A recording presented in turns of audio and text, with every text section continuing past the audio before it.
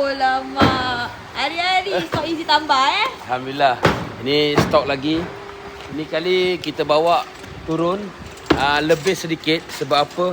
Ini adalah persiapan kami untuk menyambut tahun depan. Wow. Jadi stok kita dah mula bawa masuk lah sikit-sikit. Setakat ini yang direkod lebih kurang ada berapa karton hari ni kau sampai? 50 karton. 50 karton kalau kalikan dengan 24 datang dalam 1000 lebih. Kan 1000 lebih lah. Itu pun ada sikit dah bos. Ini stok kita pun dah nak habis. Terima kasih kepada anda semua yang sentiasa support Easy pembasmi lipas untuk dalaman kereta. Tengah live kat atas tu berdentum pun. Enggak lah, aku tengah berdetum. Ni stok kita tengok tak. Oh lama banyak. Ini pun dah tinggal sikit tak sampai tahun depan bos. Tak sampai tahun depan. InsyaAllah cukup. Tapi kalau tak sampai kita order lagi.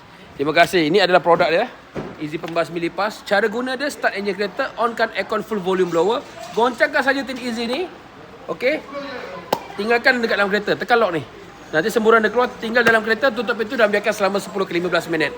Lipas yang ada kat dalam kereta semua akan keluar dengan mudah. Dan anda tinggal vacuum saja lipas-lipas tersebut. Satu tin harga asal memang mahal.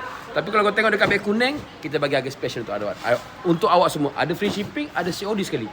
Cepat ambil terus.